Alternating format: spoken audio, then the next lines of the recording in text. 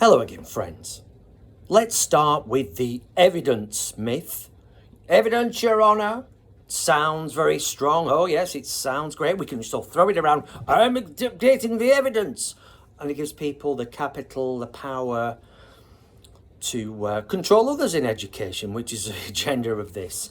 Now, you might feel that perhaps real researchers in the area don't use it quite so much and are much more forthright and careful and considered about when they discuss the evidence and make public pronouncements about evidence, made up of committees who really are not researchers in the area or are in other disciplines and are not sticking to their lane and making comments around the teaching profession and around pre-service teachers and around what teacher education should be doing. So these are some of the areas in which the evidence myth is trotted out to undermine real work and real professionalism.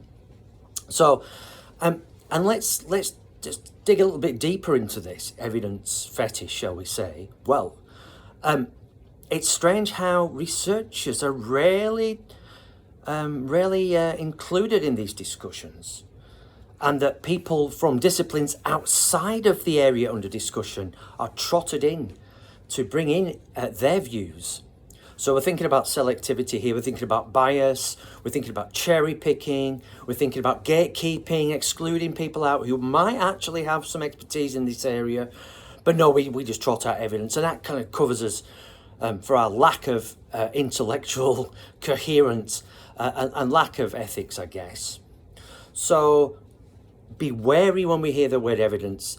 And apart from the evidence, Your Honour, judicial ring to it, evidence-based practice, a serious issue, has been promoted in education for 20, 30 years and came out of medicine.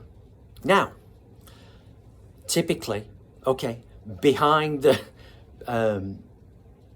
eight ball, behind the times really, medicine has actually moved on. This is all new to education, of course, and people who, not to real education, but to people who promote this sort of view of education, usually don't have the background in research in the area anyway, but there we go, as I said earlier, and who talk about this evidence, but are not really aware that in medicine, where all this came from, the tradition of that, they've moved on. They now give power back to clinicians. That's the trend right now. They've realised that evidence-based practice, with central directions from government and from other agencies, is just not the right way to go. And actually, clinicians need to make on-the-spot real decisions based on their experience and knowledge, and we need to respect professional autonomy. Wow, blows the mind, of giving teachers and teacher educators and researchers some authority and space and respect to be able to actually help kids and help school systems develop and help schools grow. So there we go, that's the evidence thing. So when you hear the word evidence, think medicine's moved on and now actually has moved towards a position of giving power back to practitioners to get the data and make evidence-informed decisions based on the evidence of their interactions with a patient, or in our case with a student, and the data they get from that of all kinds, rather than making these central pronouncements, often, like I said, by people who have no research background in that area to make these kind of judgments anyway, and don't speak to researchers because they, of course, they know the evidence far better than we do. Fantastic. So that's the background to the evidence fetish, as I call it. Again, if you want to read more, my book on educational trends, link below, talks about evidence-based practice in real, actual, serious detail, rather than just a throwaway line as we tend to see in the media. And I'd have a big kind of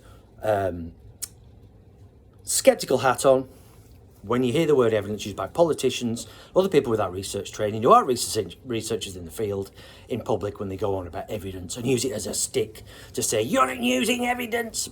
Punch and Judy stuff.